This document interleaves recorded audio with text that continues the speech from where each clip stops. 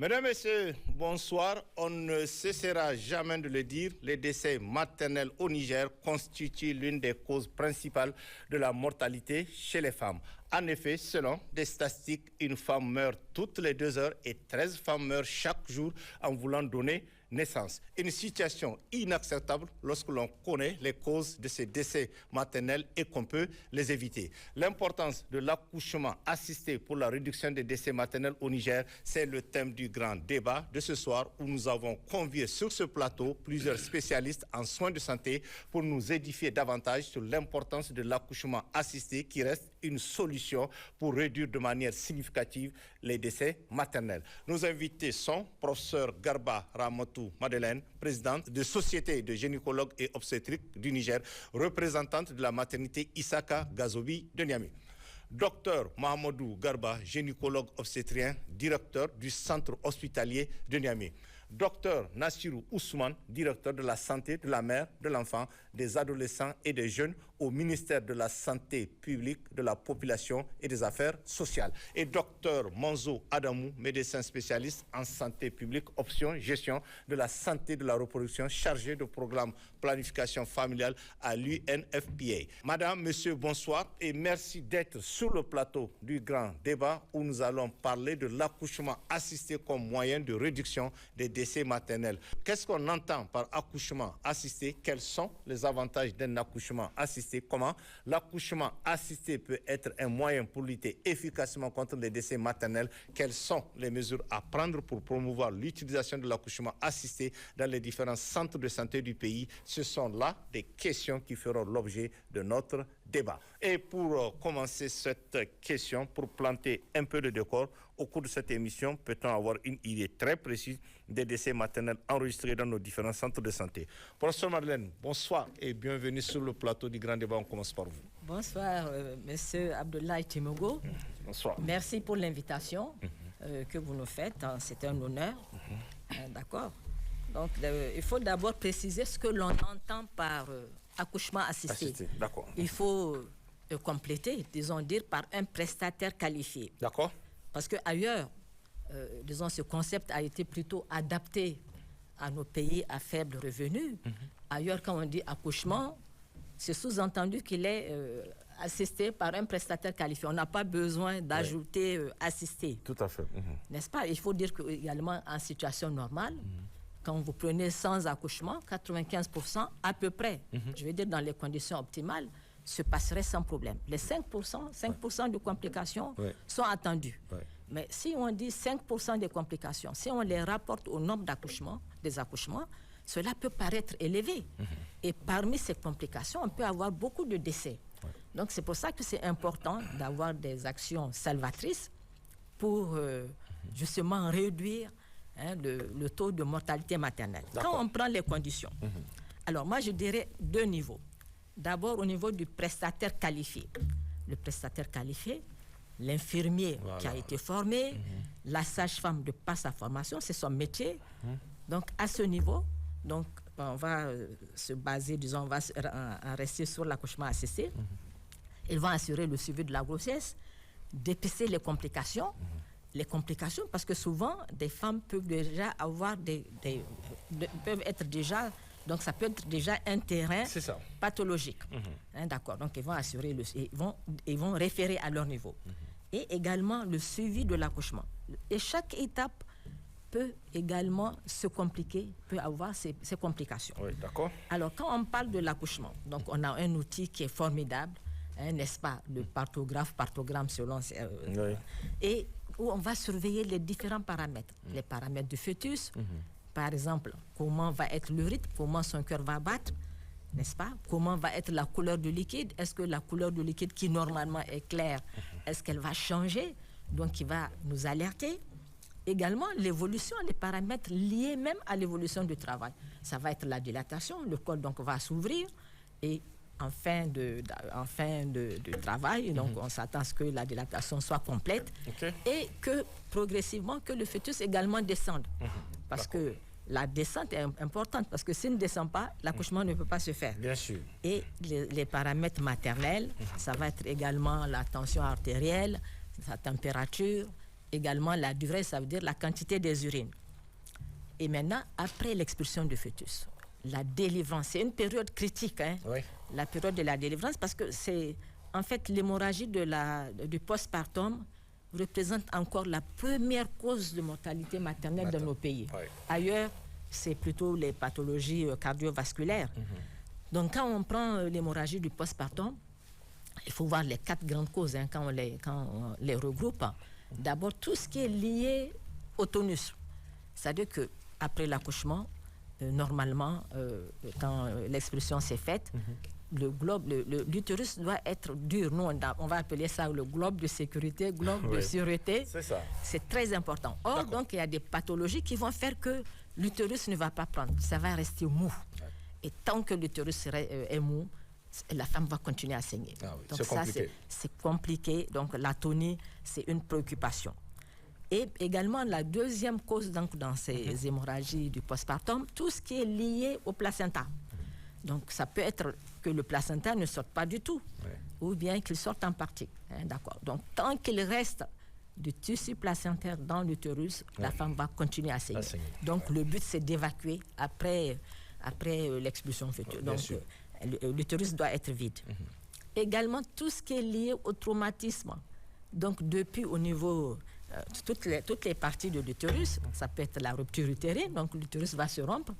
Ça peut également être au niveau du col, ça veut dire que souvent la femme, la dilatation n'est pas complète et la femme a poussé et le col va céder. Donc là également c'est une préoccupation. Et souvent cette déchirure au niveau du col peut remonter jusqu'à l'intérieur. Hein, d'accord ? Donc le diagnostic est important. Et également, maintenant, tout ce qui est lié au thrombus, effectivement. D'accord. Maintenant, au niveau du spécialiste, on a parlé au niveau de l'infirmier et de la sage-femme, dont c'est le métier. Maintenant, au niveau du spécialiste. Donc, le spécialiste, donc le gynécologue obstétricien, il faut dire qu'en activité donc, par l'État, on est à peu près une centaine. Une centaine, hein, une de centaine. spécialistes. Non, on en a plus parce que certains sont partis à la retraite, certains sont dans le privé. D'accord. Mais par l'État, utilisé par l'État, une centaine. Une centaine aujourd'hui. Donc lui, le spécialiste, donc là, il va faire la césarienne. Donc la césarienne, je me rappelle, il y a 30 ans, on disait, quand une femme devait avoir une césarienne, mais toute la famille, c'était problématique. Bien sûr, bien mais sûr. maintenant, en tout cas, surtout dans cette région, les femmes sont habituées. Et vous voyez que souvent, même quand on a plus d'une vingtaine de césariennes, elles sont là en attente. Oui, bien sûr. Que leur tour arrive. Donc c'est un indicateur de la qualité des soins. Et on peut louer les autorités parce que depuis 2006 que la gratuité de la césarienne est effective. Donc cela, effectivement, améliore les choses. Mais malgré tout ça, j'avais donc demandé le nombre de césariennes en 2024, c'était à 31 080 césariennes 31 000, hein? sur l'ensemble du pays. 31 080 en 2024. En 2024, d'accord. Mais le taux, il est faible. Malgré cela, le taux est faible. Peut-être, on va dire 2,2%, n'est-ce pas? D'accord. Mais l'OMS même préconise que si on veut avoir le moins de complications, c'est qu'il faut qu'on soit dans la fourchette de 10 à 15%. Et vous voyez que parce que notre taux de mortalité maternelle, 441 000. Oui, 441 000. Et donc, parmi elles, il y a beaucoup qui auraient dû bénéficier de la césarienne. N'est-ce pas? Mais ça n'a pas été possible. Ça n'a pas été possible parce qu'elles n'ont pas eu accès à la césarienne. Et déjà, même le taux d'accouchement assisté, je pense qu'il ne dépasse pas, il est 45%. Aujourd'hui. Donc, vous voyez, donc ça veut dire 55% de nos femmes ne sont pas assistées donc par un prestataire qualifié lors de l'accouchement. D'accord. Donc, c'est problématique. Et le gynécologue, justement, il peut aller au geste ultime, c'est-à-dire que l'hystérectomie a levé l'utérus. Et ça, quand justement le saignement est abondant, qu'on n'arrive pas, on va voir avec dans l'environnement qualifiant, quand on n'arrive pas à tarir le saignement, on est obligé de faire le geste ultime, parce que c'est ça qui va sauver. Oui. Et c'est quoi ce geste ultime? C'est l'hystérectomie, enlever l'utérus. Ok, d'accord. Et vous savez, donc, un de nos anciens maîtres disait, vaut mieux une femme qui est vivante sans utérus qu'une femme qui meurt avec son utérus. Donc c'est très important. Donc je pense que au niveau du counseling, maintenant on explique, n'est-ce pas, cela. Bon, donc le deuxième point, après le prestataire qualifié, c'est l'environnement qualifiant. Parce que quelle que soit la qualité du prestataire, s'il n'y a pas un environnement qualifiant, il va être comme un manchot. Alors, l'environnement qualifiant, c'est quoi? D'abord, qu'on puisse faire l'abord veineux. Donc, avec les solutés. Quand il y a un saignement, il faut que la femme puisse avoir un abord veineux pour qu'on puisse mettre des produits. Donc, les solutés et faire la transfusion. Les utérotoniques. Toute personne, tout prestataire qui fait l'accouchement doit avoir à sa disposition ces produits qu'on appelle les utérotoniques, qui vont aider l'utérus à bien se contracter. Parce que si ça manque, c'est un problème. Imaginez, l'accouchement se passe bien et puis parfois le saignement il est imprévisible. Bien sûr. Et voilà, donc le saignement va se faire. Également, les anticonvulsivants. Si on a une femme qui convulse, qui a une crise d'éclampsie, donc si on n'a pas ces produits, les crises vont se répéter et ça va aller de complication en complication. Également, la transfusion. La transfusion. Et on sait la transfusion sanguine, qu'on puisse disposer de produits sanguins. Or, c'est un problème dans notre pays. Parce qu'on n'a pas cette culture de donner du sang. Et donc, les produits sanguins manquent. Il faut qu'on arrive à sensibiliser la population pour que quand une femme, par exemple, perd 1 litre de sang, qu'on puisse donner l'équivalent. Également, on a tout le laboratoire et l'équipe complète également, parce que le prestataire, donc c'est un ensemble également. Donc, il a besoin de l'anesthésiste pour le bloc, il a besoin du technicien de chirurgie, d'accord. Donc, l'équipe complète. Si un manque, on ne peut pas opérer. Donc, ça pose problème. Et également, donc, il y a tous les autres. Il y a les ambulances, la route pour évacuer éventuellement. Donc, c'est un ensemble d'éléments qui vont faire que l'accouchement va être bien fait. Merci, professeur Madame. On va revenir sur certains détails dans le débat. Docteur Gabo, bonsoir. Et bienvenue sur le plateau du grand débat. Qu'est-ce que vous allez ajouter? Qu'est-ce qu'on entend par accouchement assisté, dont on parle assez souvent, s'agissant des décès maternels? Merci, monsieur Tchemogo. Merci de l'occasion que vous nous offrez pour pouvoir venir donc parler de ce thème. Et merci également donc de l'occasion que vous nous donnez pour que nous nous entretenons non seulement avec donc notre maître, mais également donc avec nos collègues qui sont dans l'administration. En fait, il faut peut-être donc définir l'accouchement assisté. L'accouchement donc assisté, c'est un accouchement qui est suivi et réalisé donc par un prestataire qualifié, mais il faut le dire dans un centre donc de santé. Je le dis pourquoi? Parce que nous pouvons avoir des accouchements assistés à domicile qui sont réalisés donc sous d'autres cieux. Et même donc dans certains donc pays africains. Nous ne sommes pas donc à ce stade d'abord. Nous voudrons que l'accouchement soit assisté au niveau donc de nos structures donc de santé et par le personnel donc qualifié. Je ne vais pas revenir sur ce que donc le professeur a dit. C'est juste donc pour amener donc juste ma mot de contribution. Le personnel donc qualifié, il faut le dire, c'est l'agent de santé, donc l'infirmier, la sage-femme ou le médecin qui a une compétence donc théorique et pratique pour non seulement réaliser un accouchement donc normal, à toutes les sécurités donc possibles, qui peut diagnostiquer les anomalies, les prendre en charge, mais également quand il ne peut pas donc les prendre en charge parce qu'il est dans une structure où on ne peut pas, le plateau technique ne le permet pas, qui peut bien conditionner donc la femme pour l'envoyer précocement, très rapidement, dans une structure où on peut donc la prendre en charge. Le professeur a parlé donc de la césarienne. Quand je prends donc mon cas, notre cas, nous avons donc des structures qui nous permettent, parce que nous réalisons donc la césarienne dans nos structures. Au niveau donc régional, comme au niveau donc de la MIC, nous pouvons faire donc la césarienne. Donc la femme, elle est suivie, elle est prise en charge donc depuis du début, suivie par le personnel qualifié qui vont réaliser, qui vont la surveiller.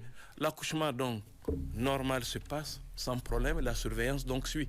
Si maintenant une complication donc arrive, cette femme donc elle est conditionnée dans les 10 à 15 minutes qui suivent pour pouvoir donc réaliser donc la césarienne.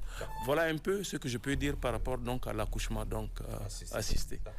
Peut-on avoir une idée, puisque vous êtes quand même sur le terrain, vous avez dit, on peut avoir nous avons en fait donc réalisé une thèse sur l'accouchement, une thèse donc de médecine sur l'accouchement donc au niveau de notre centre. 4 ans donc après, un mémoire donc de master sur le même sujet. Nous sommes à 65% la première fois donc d'accouchement donc assisté et à 70% pour le deuxième travail à 70%. Ça veut dire qu'il y a de l'autre côté 35% donc des femmes et 30% donc des femmes qui continuent. Là, nous sommes à Niamey, qui continuent donc à accoucher donc à domicile. À la maison. À la maison. Et malheureusement, aussi des maris et des parents. Et malheureusement, c'est dans cette catégorie que nous avons donc les complications. Et les complications donc ultimes. Et c'est malheureusement ces complications donc graves parmi donc ces patientes qui accouchent à domicile, qui malheureusement parfois, quel que soit ce que nous aurons fait, nous allons donc avoir donc les décès. D'accord. Je prends l'exemple d'une femme qui tente d'accoucher à domicile, qui a sa rupture utérine. On ne sait pas elle est à combien donc de kilomètres donc du centre où on peut la prendre en charge. Elle va toujours continuer donc à perdre son sang. Elle arrive donc chez nous. Oui, nous avons la capacité donc d'arrêter le saignement. On arrête le saignement par la suture, donc là où la rupture a eu lieu, où nous faisons, comme le professeur l'a dit, le traitement ultime en sautant l'utérus, parce que c'est l'utérus qui saigne. Mais malheureusement, le problème donc qui se pose, c'est le problème donc de sang. Oui, on a arrêté le saignement, mais il faut remplacer le sang perdu. Mais parfois, nous n'avons pas la possibilité donc d'avoir ce sang-là. Qu'est-ce qu'il faut? Qu'est-ce qui se passe? Malheureusement, donc la patiente la patiente donc décède. Alors donc voyez-vous, c'est des problèmes donc que nous vivons et c'est des problèmes donc qui continuent donc à... Et docteur, comment on peut expliquer que cette situation que vous venez de dire, que ça se passe ici à Niamey, la capitale? Qu'est-ce qui se passe? Alors, ici à Niamey, il y a des hommes aujourd'hui qui empêchent à leurs femmes d'aller dans les centres de soins de santé pour être secourus en cas de grossesse. En fait, c'est pas ça. L'explication, on ne peut pas donc l'expliquer. Ce qui est sûr, nous connaissons donc le profil des femmes qui viennent vers nous pour accoucher, pour avoir en tout cas notre assistance. Et nous savons également donc le profil donc des femmes qui ne viennent pas. Et la majorité, je peux me permettre de poser le profil, c'est celle... pour comprendre. Hein? Oui, c'est... En fait, on est obligé donc de parler quelque part donc de la scolarisation. Que la femme qui est bien scolarisée connaît donc son état, que celle qui n'a jamais été à l'école. La femme donc dont le mari est scolarisé connaît donc le mari s'investit dans la prise en charge donc de cette femme que l'autre qui n'a pas. Le monsieur qui a plus donc de moyens permet donc à sa femme donc d'aller vers les structures parce qu'il peut prendre donc en charge donc les dépenses par rapport à celles dont le mari n'est pas là. Et je même prie parce que dans le profil que nous avons, il y a des femmes nous disent mais pourquoi elles sont venues donc chez nous parce qu'elles ont regardé la télé, elles ont vu. On a parlé donc des avantages de l'accouchement donc assisté. Mais l'autre, elle ne regarde pas la télé, donc elle ne sait pas donc ce qui se passe. Donc tout cela, ce sont des éléments donc qu'il faut prendre donc en compte. Et l'autre élément, c'est le problème donc financier. Mais malgré tout, le problème financier donc est réglé. Il est réglé parce que la consultation prénatale, tout à fait. D'accord. L'accouchement donc normal, pris en charge. La césarienne, elle est prise en charge. Mais quelque part, les femmes nous disent oui. La consultation, elle est prise en charge. Comment on appelle, l'accouchement est pris en charge. La césarienne est prise en charge. Mais il y a un coût qui est là. C'est le bilan prénatal. Le bilan prénatal. Le bilan prénatal a un coût. Parce que quand la femme donc vient vers nous pour la consultation, il faut aussi donc un bilan. L'échographie, le bilan biologique, tout cela. Et généralement, c'est à la...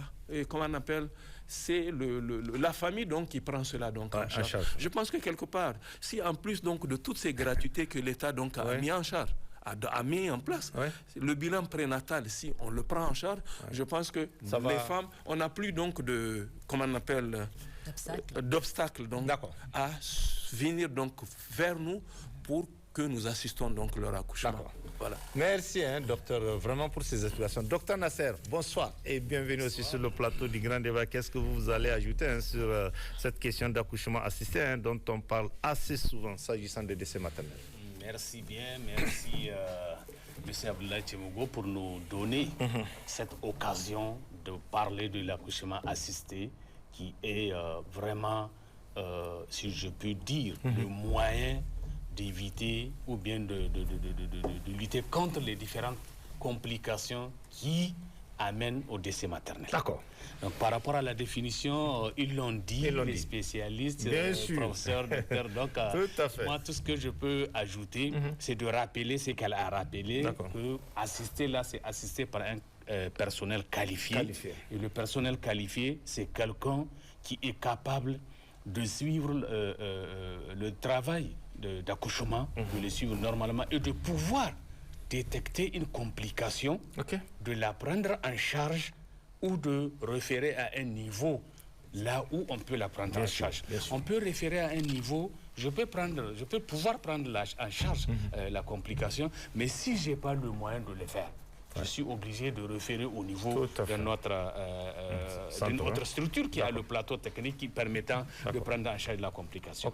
Donc voilà un peu ce que je veux ajouter par rapport à la définition, de l'accouchement assisté.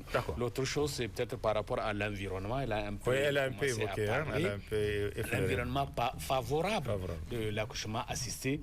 Il y a d'abord l'environnement de la structure. Pour faire un accouchement, il faut faire un accouchement humanitaire.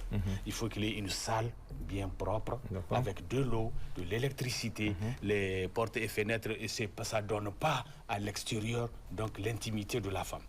Il faut les ressources humaines, ils l'ont dit, les spécialistes, les sages-femmes, il faut qu'il y ait des ressources humaines qualifiées, compétentes. Et quand on parle de compétences, vous savez très bien, il faut d'abord la connaissance, il faut aussi la pratique, et aussi l'attitude.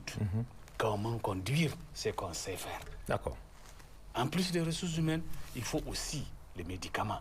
Elle a cité tout à l'heure certains médicaments qu'on appelle les médicaments vitaux. Bien sûr. Parce que ces médicaments-là, s'il n'y en a pas, alors la femme, même si on la réfère à un niveau où le plateau technique est là, on ne peut pas la sauver. Bien sûr. En plus des médicaments, il faut aussi des supports. Les supports, parmi les supports, elle en a parlé, voilà, l'essentiel, c'est le partogramme, c'est ça qui est vraiment le support pour le suivi du travail d'accouchement. Et ce partogramme-là, elle l'a dit, il prend en charge le suivi non seulement de la femme qui est en travail, mais aussi de son enfant. Comment ça évolue? Avec tout ce qu'il y a comme suivi, et que c'est un outil vraiment de prise de décision.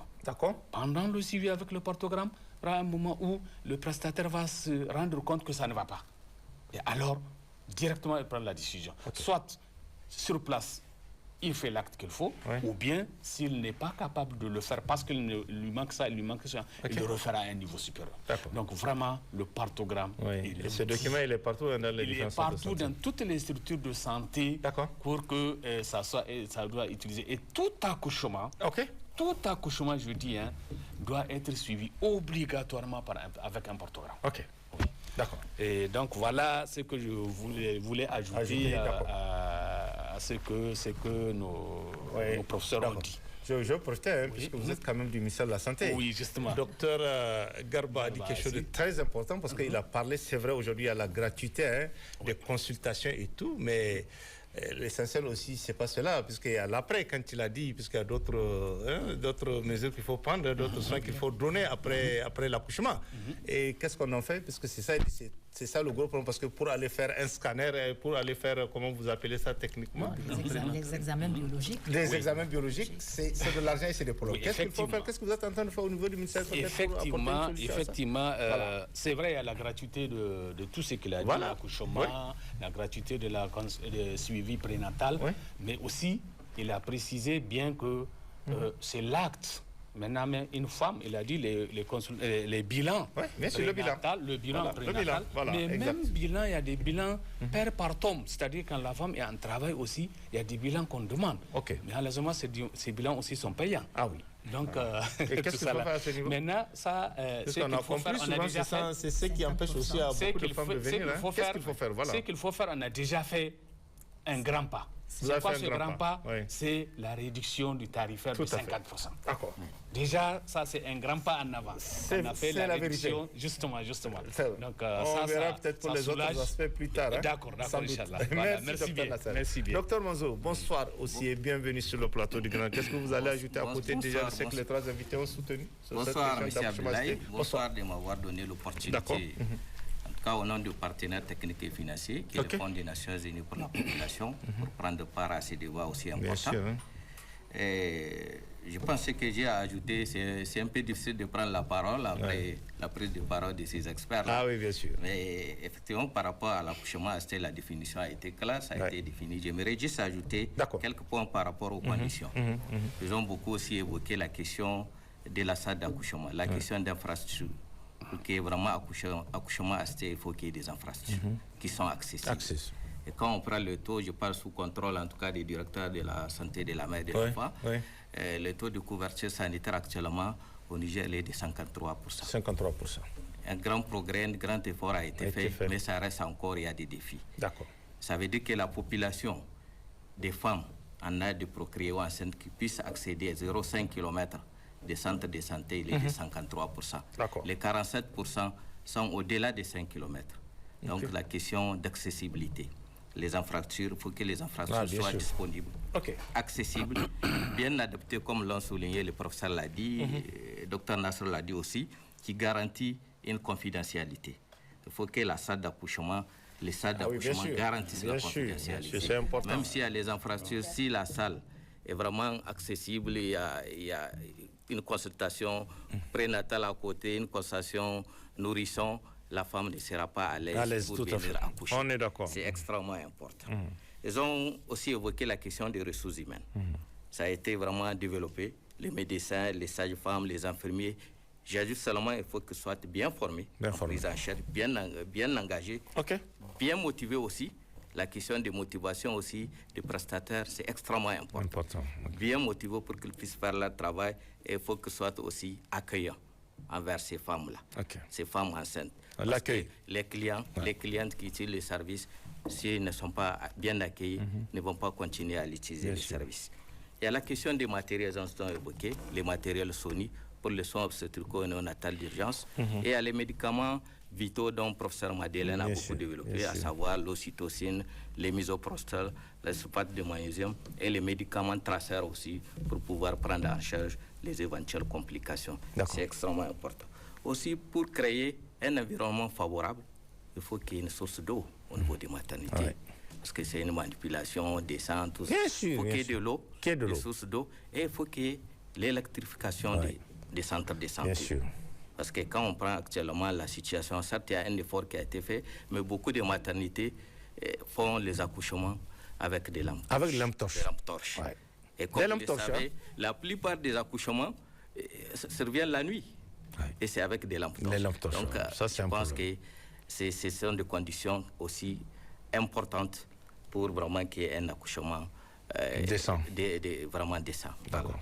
C'est ce point que j'ai voulu ajouter par rapport à ça. Merci, Dr Manzo. Professeur Malène, on va insister un peu pour toutes ces femmes peut-être qui nous regardent en ce moment. Quels sont les avantages de cet accouchement assisté? Vraiment cette méthode dont vous avez évoqué tantôt. Vraiment pour toutes ces femmes. Quels sont les avantages? L'accouchement assisté ne peut avoir que des avantages. D'accord. Parce que la femme va accoucher en toute sécurité. En toute sécurité. Avec une équipe qui va la rassurer, qui va conduire l'accouchement pour que elle et son nouveau-né sortent vivants de la maternité. C'est ça notre but. D'accord. Quand une femme arrive, notre joie, c'est que elle sorte, elle fasse ses jours, n'est-ce pas, et qu'elle puisse sortir avec le nouveau-né. C'est ça notre joie. On va la voir partir et c'est ça la joie. Mais autrement, c'est une grande peine. Et quand je dis, parce que l'accouchement, il faut que qu'on comprenne quand même, l'accouchement fait intervenir beaucoup d'éléments. Quand on fait, donc il y a le bassin. Le bassin. Quand une femme vient, le bassin, comment il est le bassin? Est-ce que c'est un bassin normal ou pas? Déjà là, on va se dire, si c'est une femme dont le bassin est petit et tout, Donc, dans ce cas, c'est d'emblée, on va dire, elle ne pourra pas, si c'est un enfant de poids normal, elle ne pourra pas accoucher. Ouais. Donc là, elle doit bénéficier de la césarienne. Parce que si elle ne bénéficie pas de la césarienne, qu'est-ce qui va se passer? Il y aura un problème de blocage, une dyssocie, blocage. Et le blocage, qu'est-ce qui va se passer? Le blocage va faire que les tissus vont, n'est-ce pas, être ischémiés, il y aura nécrose. Et ça va conduire à la fissure obstétricale. Et également, le fœtus va succomber, n'est-ce pas? Et même si la complication est plus gravissime, elle peut décéder. D'accord? Donc, on doit savoir examiner. C'est vrai, on n'a pas la possibilité d'avoir les examens radiologiques pour bien apprécier le bassin, mais manuellement, on apprend lors de la formation comment apprécier le bassin avec la main, avec les doigts, par le toucher vaginal. Tout à fait. Également, le fœtus, comment il est? Est-ce que ce fœtus a un poids normal? Est-ce qu'il est trop gros pour le bassin? Est-ce qu'il peut passer? Parce que l'accouchement, c'est cette confrontation entre le fœtus et le bassin. Est-ce que ça peut passer? Donc, c'est toujours la question qu'on se pose. Et le contenant, parce que le contenant, l'utérus, est-ce que l'utérus peut supporter les contractions? Parce que l'utérus, est-ce que c'est un utérus qui est sain ou bien c'est un utérus cicatriciel? Parce que si c'est un utérus qui est cicatriciel, on ne peut pas se permettre tout. On ne peut pas se permettre normalement de mettre certains produits. Parce que les contractions seront tellement fortes que ça peut conduire à la rupture utérine. Et je fais un appel également aux prestataires de ne pas utiliser les produits quand l'indication n'y est pas. D'accord. D'accord. Effectivement, il y a une association qui se fait qui est complètement contre-indiquée de faire, par exemple, l'ocytocine en intramusculaire. C'est vraiment interdit. Interdit, ok. Je vous donne l'exemple d'une sage-femme que je connais bien. Elle l'a fait... Il y a un terme, une EPI qu'on l'appelle, pour que ça aille vite. Et souvent, les femmes peuvent se dire, je suis partie chez telle sage-femme, elle fait vite accoucher. Attention. Il faut faire attention. Vous ne savez pas ce qu'elle fait, ce qu'elle utilise. D'accord. Et elle m'a avoué, elle m'a dit qu'un jour, elle a utilisé ce produit-là pour une de ses cousines. Elle a eu des frayeurs. Ah oui. Et depuis ce temps, elle a juré qu'elle n'allait plus utiliser ce produit. D'accord. Donc, il faut qu'on fasse attention dans l'accompagnement. Moi, chaque fois, je me dis, on prend la femme, une patiente qui vient, prenez-la comme votre fille, prenez-la comme votre sœur. C'est important. Et vous allez bien vous en occuper. C'est ça aussi, je veux dire, notre tâche. Mission, notre tâche, voilà. Notre tâche dans l'humanisme. Aussi bien dans la salle d'accouchement, que également même lors de la consultation, lors de l'accouchement, surtout lors de l'accouchement, c'est une période où la femme, elle se sent, elle a besoin de plus en fait, d'être plus sécurisée. Tout à fait. C'est un moment où elle se dit, est-ce que ça va bien se passer? Est-ce que je vais m'en sortir? Donc raison de plus pour la rassurer et pour qu'on fasse que tout se passe bien. C'est important. D'accord. Ce côté humaniste des prestataires. Des prestataires. D'accord. Merci. Docteur, qu'est-ce que vous allez ajouter sur ces avantages de l'accouchement assisté parce que vous êtes, j'insiste, vous êtes sur le terrain, presque au quotidien, et vous savez qu'est-ce qu'il faut faire. C'est vraiment l'intention de toutes ces femmes qui nous regardent, parce qu'on a compris qu'il y a beaucoup. Vous avez parlé des cas des femmes qui n'ont pas été à l'école et aussi de leur mari, et souvent qui posent des problèmes. D'accord. En fait, le principal avantage de l'accouchement assisté, c'est la sécurité. La sécurité, tout court. Qui dit sécurité, sécurité d'être suivi dans un environnement sécurisé. Sécurité parce qu'on est suivi par un agent qui est qualifié, qui sait comment il faut mener la surveillance, comment il faut faire l'accouchement, et qui dans une partie de sa tête connaît les complications, et ces complications, comment il faut les détecter, comment il faut les prendre en charge. D'accord. Alors, quand on a à l'esprit les complications qui peuvent survenir, vous allez les chercher. Et cette femme, elle est devant vous. Et la particularité, vous savez également, quand ces complications arrivent, parfois c'est des complications qui sont imprévisibles. Mais quand ça arrive, vous savez comment il faut faire. Ou on les prend en charge, ou quand on ne peut pas les prendre en charge, on sait où il faut les envoyer. Donc ça veut dire que la sécurité y est. Dès lors qu'on peut prendre en charge, on peut prévenir les complications obstétricales qui tuent. Je pense qu'il y a une sécurité qui est là. Mais ce qu'il ne faut pas oublier, c'est qu'autour de l'accouchement, Parce que le décès, dans sa définition, ça va donc de l'accouchement jusqu'à 42 jours. Ouais. Ça fait partie, donc, c'est l'accouchement, c'est le décès maternel. Mais autour, donc, de cet accouchement sécurisé, il y a un certain nombre, donc, d'actes qu'il faut faire dans le temps pour pouvoir préserver non seulement la santé de la mère, mais la santé également donc, du nouveau-né. Parce qu'à travers la sécurité donc, de la mère, on donne une sécurité donc, au nouveau-né. Bien sûr. C'est clair.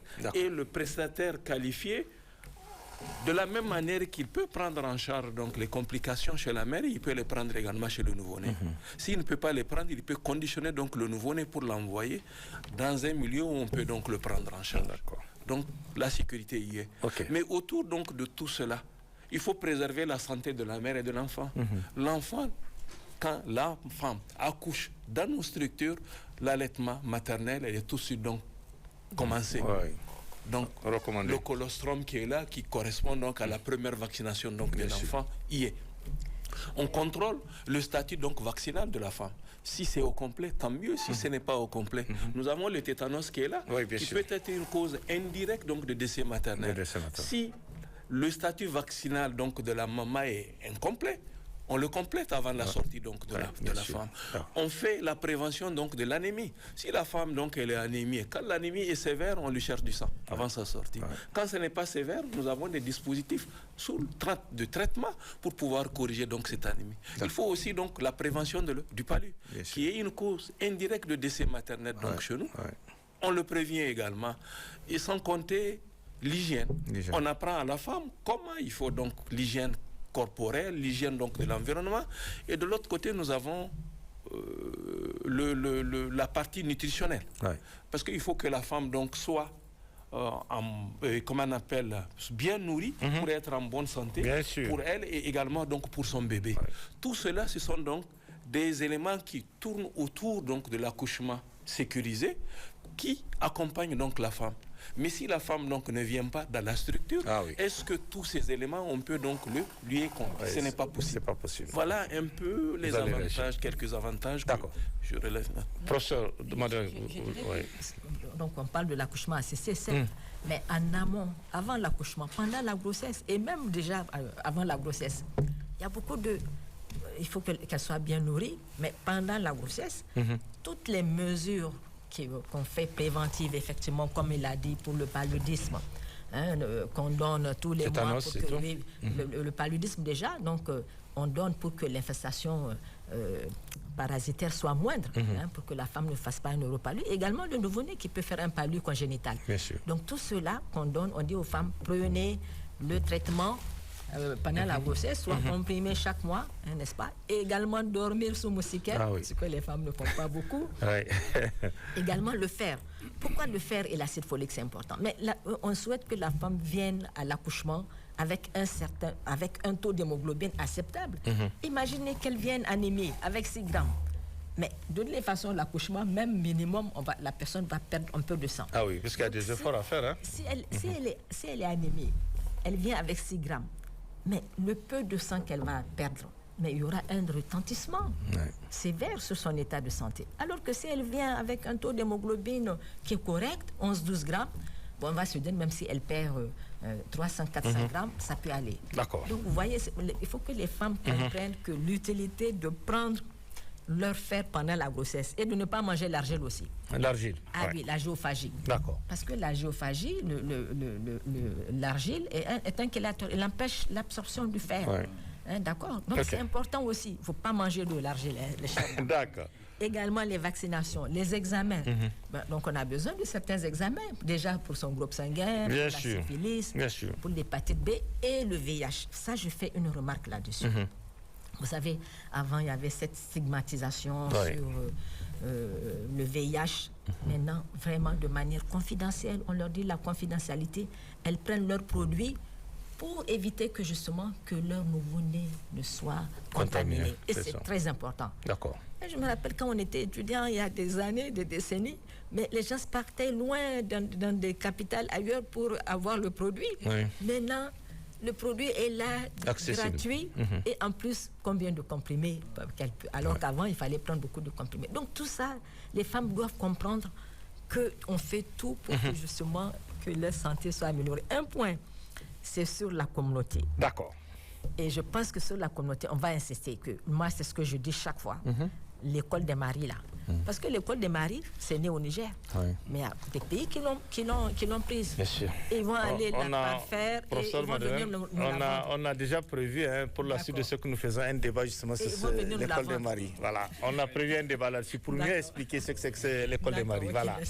Merci. Cette implication des maris. Merci beaucoup. Oui, docteur Nasser, qu'est-ce que vous allez ajouter sur ces avantages de l'accouchement assisté? D'accord. Les avantages de l'accouchement assisté, c'est moi ce que je vais ajouter, c'est que, comme on l'a dit dans la définition, l'accouchement assisté permet d'éviter les complications ou de les prendre en charge. Ok, d'accord. On prend l'accouchement assisté fait par voie basse, ça veut dire que tous les tours ont été faits et que la femme a accouché normalement et c'est vraiment la joie. D'accord. Et s'il y a eu une complication, on l'a référé au niveau d'une structure de santé, d'un hôpital, de la maternité, par exemple, qui a le bloc opératoire, on lui fait sa césarienne rapidement. Vous voyez, la césarienne aussi, ça, c'est un accouchement assisté par un personnel très qualifié, j'allais dire. Tout à fait, d'accord. Donc, c'est le deuxième type, la voie basse et la césarienne. Bien sûr. Et là, ça permet, comme le professeur l'a dit, à la maman, elle est venue enceinte et elle sort avec son bébé tout à bien fait. contente. Donc, même s'il y a eu complication, on a pris en charge et bien aussi sûr. avec son enfant, le nouveau-né aussi, la prise en charge du nouveau-né parce que on a aussi les nouveau-nés qui naissent avec des difficultés. Des difficultés. L'asphyxie, l'enfant, le nouveau-né, quand il naît, il ne respire pas. Là, alors, si ce n'est pas un personnel qualifié qui peut rapidement faire la réanimation sur place, donc, vous voyez, la femme va venir, va accoucher, mais bon, elle a accouché et puis le bébé est parti comme tout à fait. Tout à fait. Mais si on arrive à le sauver, on a sauvé la maman, on a sauvé le nouveau-né et on a lutté, on a permis de réduire le taux de mortalité maternelle et périnatale. Oui, bien sûr. Voilà. D'accord. L'accouchement assisté permet ça là. Ok. Merci. Docteur Manzo, qu'est-ce que vous allez ajouter Merci. Sur les avantages moi, je le vois pratiquement en deux points. Le premier point, c'est ce que nous avons pratiquement développé, la prévention des complications et la prise en charge si les complications surviennent. Ça a été largement développé. Et le deuxième point, c'est par rapport à la gamme de prévention que peut recevoir et la femme et le nouveau-né. Et le nouveau-né, d'accord. La question des vaccinations qui a été, je crois, suffisamment développée par le professeur Madeleine. Et pour la... Est-ce à dire, je profite, est-ce à dire que jusqu'ici, il y a des femmes qui refusent d'être vaccinées ou pas? Comment ça se passe? Je pose la question. Alors, tu sais que ça va, il y a encore des femmes qui refusent d'être vaccinées ou de recevoir ces vaccinations ou pas? Il y a ceux qui refusent, il y a ceux qui n'ont pas quand même ceux qui n'accèdent pas à la vaccination. D'accord. Donc c'est l'occasion en tout cas pour les vacciner avant la sortie et pour la maman et pour le nouveau-né. Un autre élément aussi important qui va permettre à la femme de se reposer, parce qu'on a constaté qu'il y a des femmes qui aujourd'hui accouchent dans 1 mois, 2 mois encore, elles tombent enceintes. Ah oui. Elles tombent enceintes? Elles tombent enceintes. 2 mois après ou 3 mois? 2 ou 3 mois. 2 ou 3 mois. C'est la planification familiale du postpartum. Donc la femme bénéficie de cette et ça, c'est leur faute ou c'est la faute du mari? Je pose la question. Je ne sais pas, c'est quel niveau? Bon, c'est... Je profite, moi, tout ça va. C'est à quel niveau? C'est le tout. C'est incompréhensible quand même qu'au bout de 2-3 mois, encore une femme, alors que le bébé est déjà... Effectivement, il est là. Raison de plus, avec l'accouchement, assez de dispositions sont prises pour instaurer la planification familiale du postpartum. À son choix, au choix de la femme. Avant sa sortie de la maternité en institut, ça lui permet de se reposer et d'allaiter son enfant pendant un bon moment avant de tomber enceinte. Ça, c'est aussi un avantage extrêmement important. Et pourquoi ne pas associer le mari? Parce que est-ce que le seul choix de la femme peut suffire? Puisqu'on a vu souvent, elle peut accepter et le mari peut dire non. Comment on fait? Les maris sont souvent impliqués. Voilà. Vous allez développer les débats sur les écoles de mari. Oui, tout à fait. C'est une initiative très prochainement. que nous avons en tout cas avec notre appui, avec l'appui de INP, ça va passer. Et qu'on est en train de développer pour amener, convaincre les maris et même les futurs maris. Il y a même des clubs de futurs maris. Des futurs maris. Voilà, pour les convaincre vraiment à accepter, à encourager la femme à utiliser les services de santé. Là, si vous le faites, peut-être ça va éviter tous ces cas de divorce qu'on voit. Hein. Dès qu'on se marie en 2 jours, 3 jours, c'est parti. Bon, et ça, c'est un autre débat. On va y revenir plus tard. Voilà. D'accord. Merci, Manzo. Merci. On va avancer. Madame, on a vu en introduction, je le disais, qu'il y a pratiquement une femme qui meurt toutes les 2 heures et 13 femmes par jour. Hein. C'est énorme. Alors, comment l'accouchement assisté dont on a vraiment évoqué largement sur ce plateau peut être un moyen pour la réduction des décès maternels au Niger? C'est-à-dire qu'encore, c'est qu'il faut que les femmes, disons, le couple et puis la communauté comprennent quand même que les structures mises en place par les autorités, par l'État, sont là pour accompagner la population pour son bien-être. D'accord. Donc l'accouchement assisté ne peut avoir que des avantages, comme on l'a dit. D'accord. Mais combien de femmes, justement, il y a beaucoup de femmes qui sont pas suivies, qui viennent avec des complications, qui n'ont jamais été suivies. Ouais. Déjà là, c'est problématique. OK. Donc quand je vois, par exemple, actuellement, on parle de l'expérience positive pour l'accouchement de l'OMS, où on préconise 8 contacts, 8 visites, n'est-ce pas, pendant la grossesse. Nous, on est encore à 4. Même les 4, il y a un grand pourcentage de femmes qui ne vont même pas consulter. Quand elles viennent en complication, elles n'ont jamais été en consultation. Elles n'ont pas de carnet. Parce qu'elles n'ont pas été faites. Même pour celles qui ont été à l'école? Non, bon, je pose la question. L'école, ça dépend du niveau. D'accord, ok. Oui, parce que c'est là où l'école, justement, c'est pour ça qu'on dit que la lutte des décès maternels, contre les décès maternels, elle est multisectorielle. Okay. Ça commence par l'école. Par l'éducation. L'éducation, c'est très important. Okay. C'est vrai, une femme qui est éduquée, qui a été à l'école, elle va mieux comprendre les choses. D'accord. Également, donc, il y a l'agriculture pour qu'elle soit en bonne santé. Il y a l'équipe. C'est pour ça qu'on dit que c'est multisectoriel. Ce n'est pas que le ministère de la Santé. Donc, l'éducation, l'agriculture, l'équipement pour que cette femme, quand elle va être mère, qu'elle soit en bonne santé quand elle arrive à l'accouchement. À l'accouchement. Donc, tout doit être mis en œuvre. Tout doit être mis en œuvre. Merci, professeur Madeleine. Docteur Garba, qu'est-ce que vous allez ajouter sur cette question? Comment l'accouchement assisté peut être un moyen pour la réduction des décès maternels? C'est vrai. En fait, les complications qui entraînent donc les décès maternels, nous les connaissons. Nous les connaissons très bien. Et ces complications sont évitables. Évitables. Voilà. Elles se viennent dans le dernier trimestre de la grossesse, pendant le travail d'accouchement et immédiatement après l'accouchement. D'accord. Alors, je pense que le meilleur moyen d'éviter, il y a 2 choses. Où on prévient, où on prend en charge. Mais si la femme, donc, elle est déjà dans la structure, elle est suivie donc par un personnel qualifié, je pense que tous ces éléments-là donc, peuvent être mis en. Elle est suivie. Dans la surveillance, on voit les complications donc venir, nous savons comment donc il faut la prendre en charge. Ok. Donc l'accouchement assisté permet de vraiment prendre en charge, de prévenir et de prendre en charge les complications qui tuent. Ok. De la même manière que l'accouchement assisté permet de réduire la mortalité maternelle, nous l'avons dit, ça permet également donc de réduire la mortalité néonatale. Il y a eu tellement donc d'études qui ont été donc réalisées un peu partout où ces éléments-là sont développés. L'accouchement assisté, je pense que est une obligation. C'est une obligation. C'est une obligation. Si nous voulons vraiment éviter, le problème c'est que la complication obstétricale, elle est imprévisible. On a suivi donc des femmes du début jusqu'à la fin, plusieurs consultations, on n'a rien vu. Des mois durant. C'est le jour où elles sont venues donc faire leur consultation qu'on diagnostique donc le problème qu'elles ont un problème.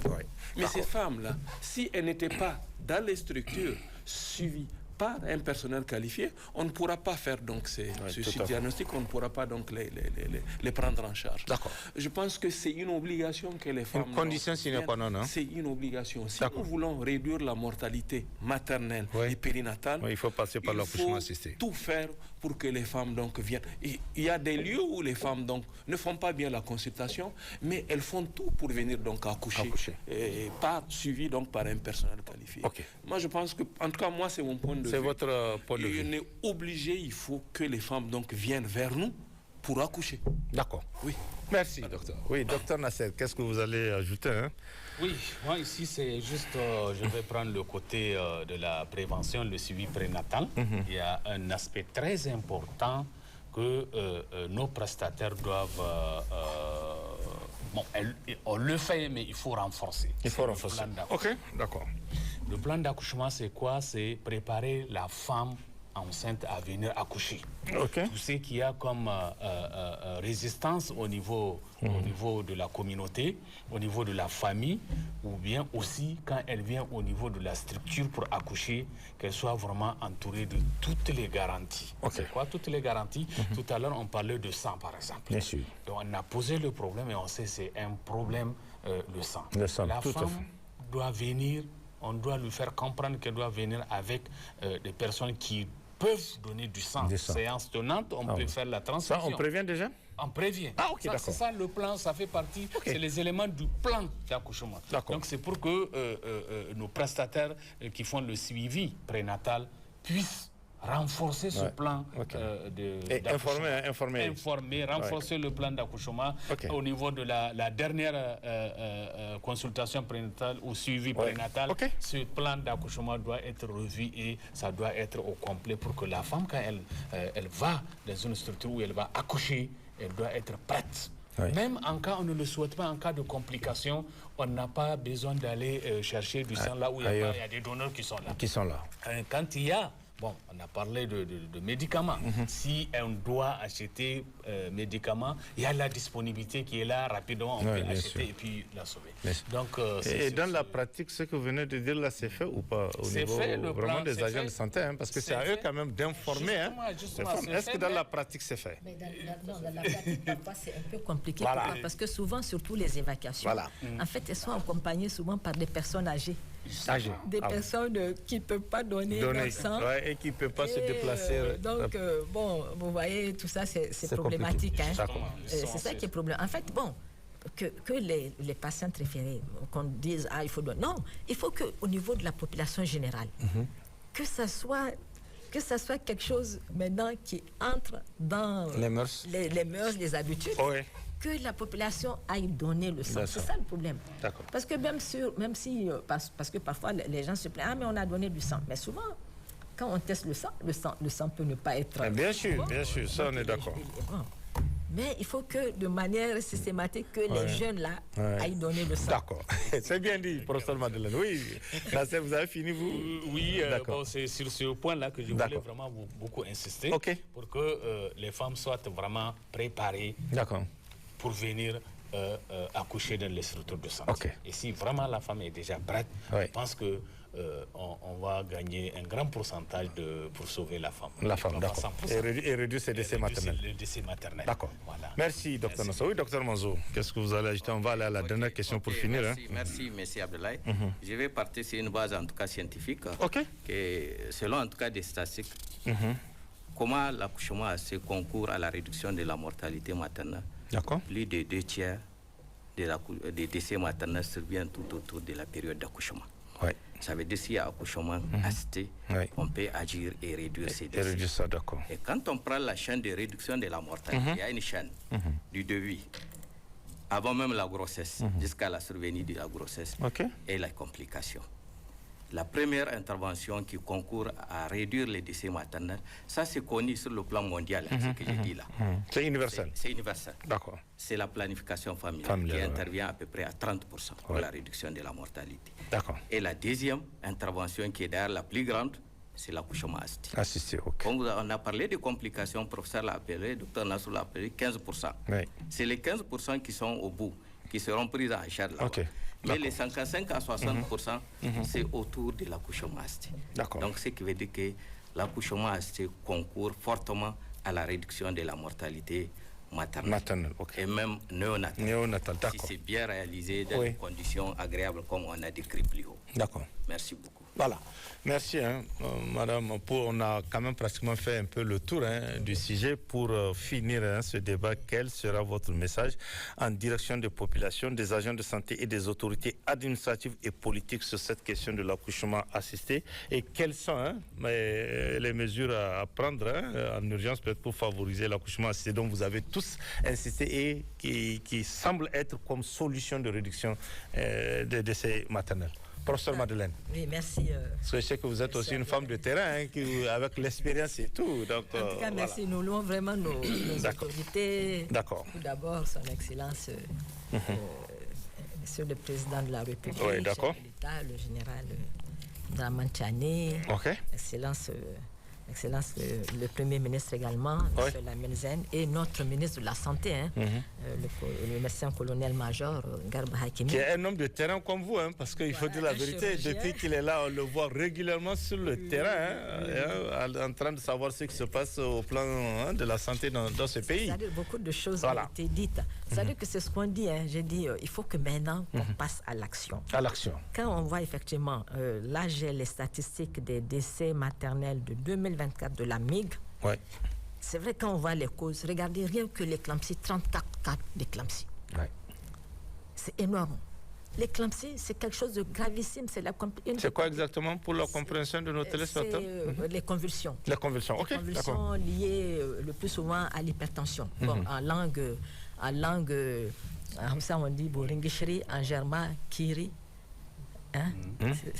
D'accord. Voilà. On a compris. En langue, les gens le savent. Okay. Mais vous imaginez, il y a quand même des signes précurseurs avant qu'on arrive à l'éclampsie. Mais oui, donc il faut sensibiliser la patiente, n'est-ce pas, et la communauté, que quand il y a des signes comme ça, qu'on arrive à 34 cas, vous imaginez d'éclampsie, c'est beaucoup. Et quand on regarde sur les 596, mais il y a beaucoup, effectivement, qui sont liés à l'hypertension. Ouais. D'accord. D'accord. Une des complications également gravissimes, c'est l'hématome rétroplacentaire. C'est-à-dire que le placenta se décolle avant que l'enfant ne naisse. Ouais. On peut dire qu'elle peut être imprévisible. Ouais. Moi, je connais 2 personnes, d'ailleurs, dans un pays développé, gynécologues en plus, qui ont fait un HRP, parce que c'est une complication imprévisible.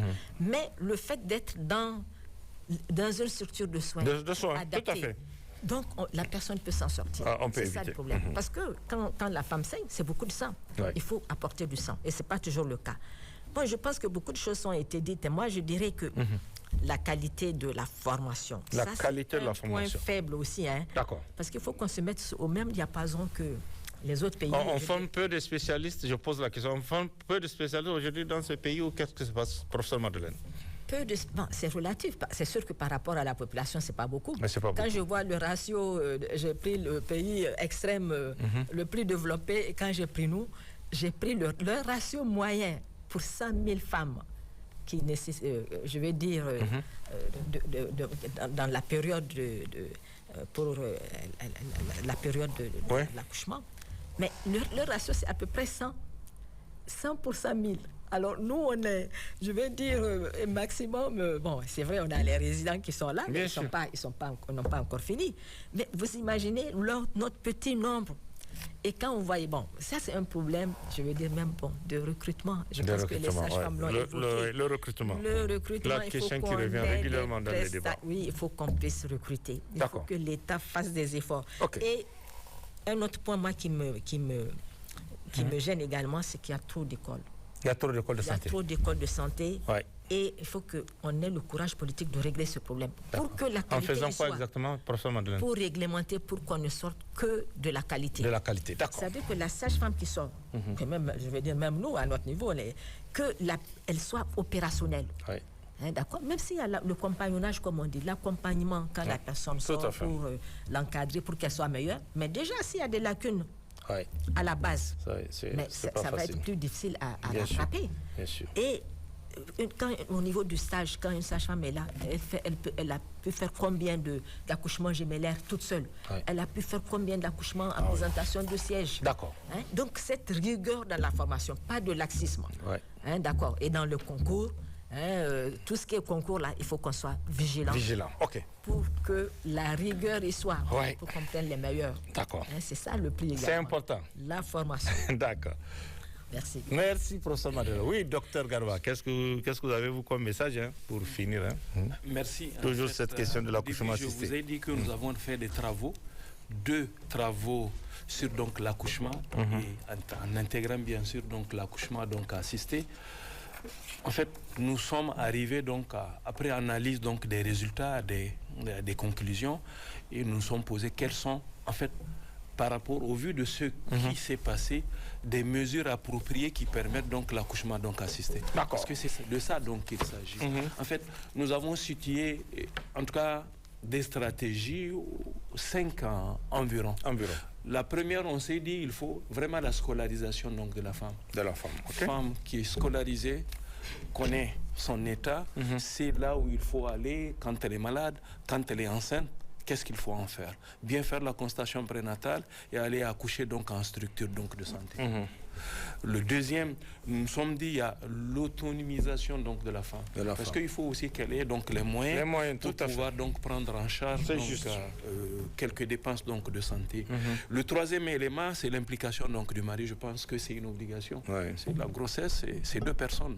La femme, elle l'emporte et c'est le mari donc qui est la cause. Je pense qu'il ne doit pas croiser les bras. Je ne sais pas si c'est vrai ou faux. Dans ce cas précis que vous dites, quand souvent, il y a ce cas, souvent les maris, ils s'en fichent. Il faut, après l'accouchement, je ne sais pas si c'est vrai ou pas, il faut de la vérité aussi. La semaine,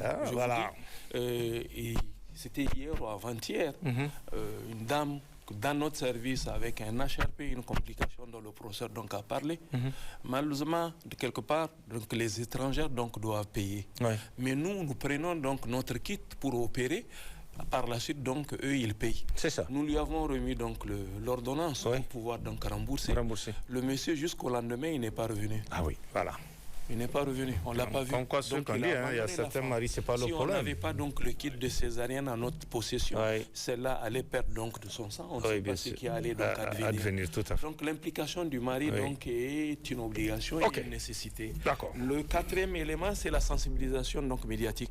Je pense que vraiment, il faut qu'il y ait des campagnes de sensibilisation pour que la population comprenne qu'est-ce qu'il faut faire pour réduire la mortalité.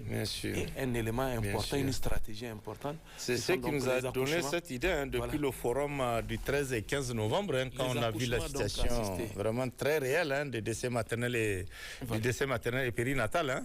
Il faut de la vérité, c'est énorme. On a posé certaines questions donc aux femmes. Il y a un problème donc de moyens qui se posent. Nous nous sommes dit que la gratuité sur tous les plans, donc que l'État prenne donc cette décision. D'accord. L'accouchement est gratuit, comment on appelle, la constatation prénatale, le bilan prénatal, l'accouchement et la prise en charge donc, des complications. Si, je pense que vous avez fait une proposition dans ce sens? Nous faisons donc des recommandations et des recommandations parfois. Docteur Nassa, vous avez écouté. Ça, c'est des praticiens qui veulent poser le plan parce qu'ils sont sur le terrain. C'est des praticiens. Nous faisons donc des recommandations. Voilà. Et ça, ce sont des analyses et qui vivent ça au quotidien. Que nous avons. Si on arrive donc à ces 4 stratégies, je pense que les choses. Parce que quand c'est gratuit, sur toute la ligne, les gens vont comprendre qu'ils vont aller. Allez, tout à fait. Il n'y a rien donc à payer, donc ils vont. Et tant que les gens sont là, nous allons les surveiller. Tant que nous surveillons, nous allons diagnostiquer et pouvoir prendre donc en charge donc, le plus rapidement possible. C'est comme ça que moi je vois... Merci, docteur Garba. Et pour le faire, il n'y a pas de prix quand même pour sauver une femme et son enfant. Ça, il faut dire la vérité. Voilà. Docteur Nasser, quel sera votre message? Oui, merci bien. Mon message, moi, je vais commencer par remercier les autorités pour les efforts déjà qui sont en train d'être faits. La réduction du tarifaire. Bien sûr, ça on est d'accord. Oui, la gratuité de l'accouchement. Oui. Maintenant aussi, les structures de santé, c'est vrai. Au niveau des structures de santé, on l'a dit tout à l'heure, il y a différentes conditions qui ne sont pas remplies, mais quand même, l'essentiel, beaucoup des efforts ont été faits et sont en train d'être fournis. D'accord. Mais là, moi, mon message, c'est d'aller beaucoup plus voir ces différentes conditions qu'on a décrites pour assurer un accouchement assistée vraiment de bonne qualité. De bonne qualité, donc, au niveau de nos structures de santé. On a cité ces différentes conditions. Bien je suis sûr que les autorités sont là-dessus et elles vont faire en sorte que ça soit amélioré. Maintenant, par rapport aux prestataires, là aussi, on l'a dit tout à l'heure, hein, le suivi prénatal, il faut que ça soit de qualité. De qualité.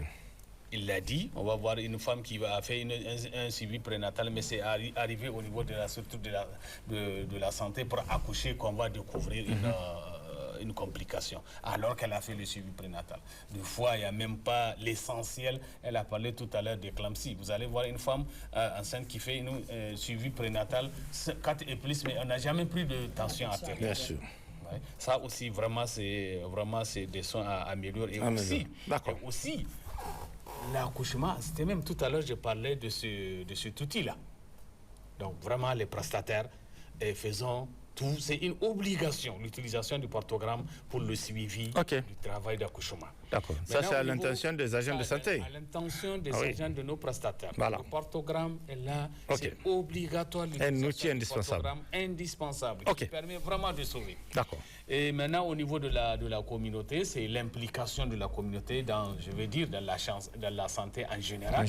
Que ce soit au niveau communautaire, même au niveau du village, au niveau de la famille, ou bien au niveau des structures de santé aussi. Quand la communauté s'implique, vous allez voir qu'on aura beaucoup plus de qualité au niveau des... Ça, à ce niveau, docteur Nassé, je dois dire qu'il y a beaucoup de boulot à faire parce que quand on voit même à Niamey des femmes accoucher à la maison, je pense qu'il ne faut pas aller chercher loin, puisque même à Niamey, la capitale, les femmes, il y a aujourd'hui des femmes qui accouchent à la maison. Et voilà, et les statistiques sont là. Donc, je crois qu'il y a beaucoup de travail à faire dans ce sens et que le ministère doit s'en occuper. Oui, docteur et professeur Madeleine.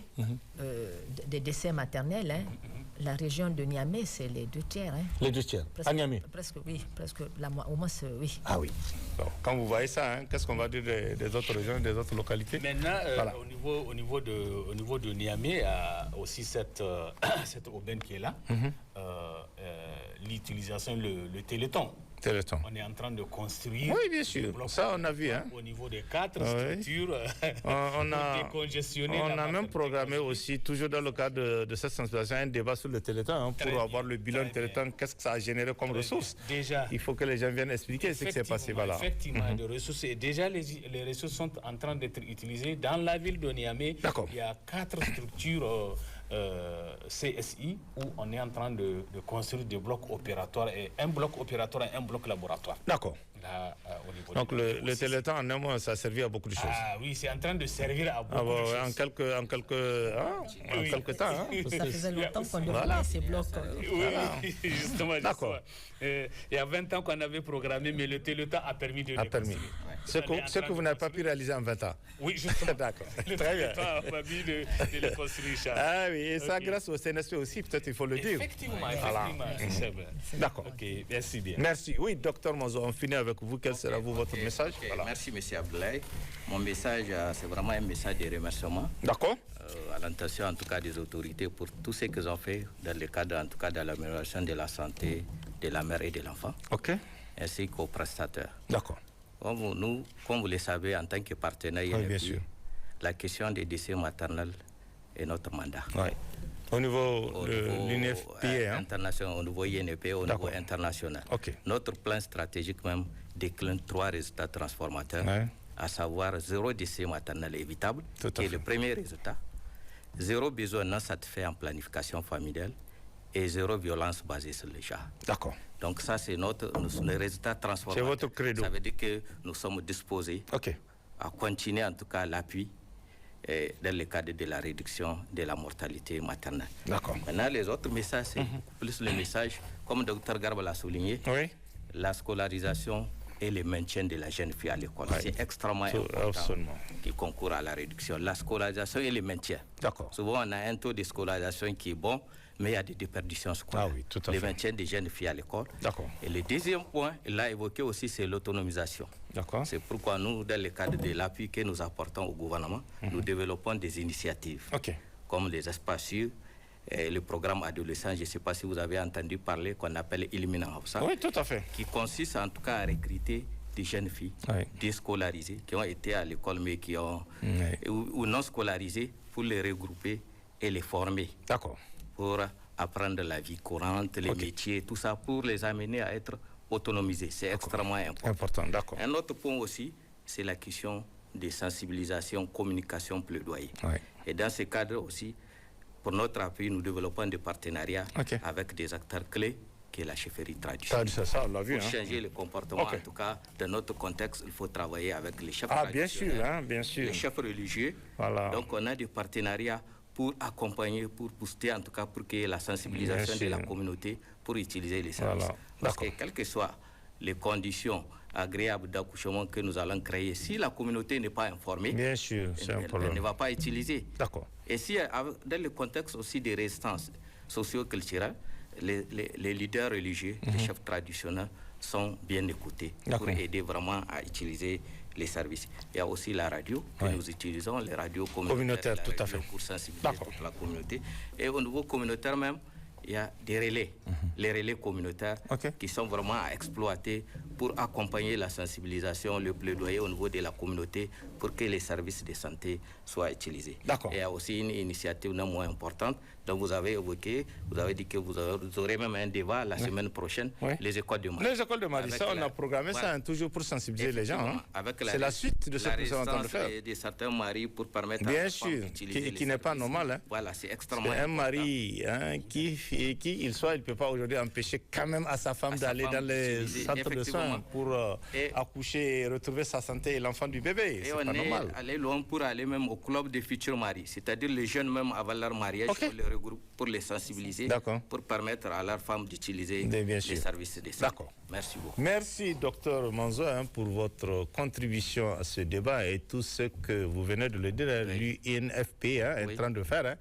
Ça, il faut saluer, puisque vous allez directement à la rencontre de ces populations pour le bien-être. Je crois que c'est une bonne chose à faire. Vraiment, merci pour votre contribution. Merci. Docteur Nasser, merci aussi pour votre contribution. Tout ce que le ministère de la Santé est en train de faire avec à sa tête, le ministre de la Santé, le colonel Majagaba Hakimi, qui est sur le terrain. On a vu ces infrastructures dans le cadre du Téléthon, c'est visible, puisqu'il n'y a pas longtemps, il a effectué une visite de terrain pour constater, et je suis convaincu qu'il va suivre ça jusqu'à la fin. Parce que souvent, le problème n'est pas souvent de mobiliser des fonds ou de commencer des travaux, c'est de les bien faire.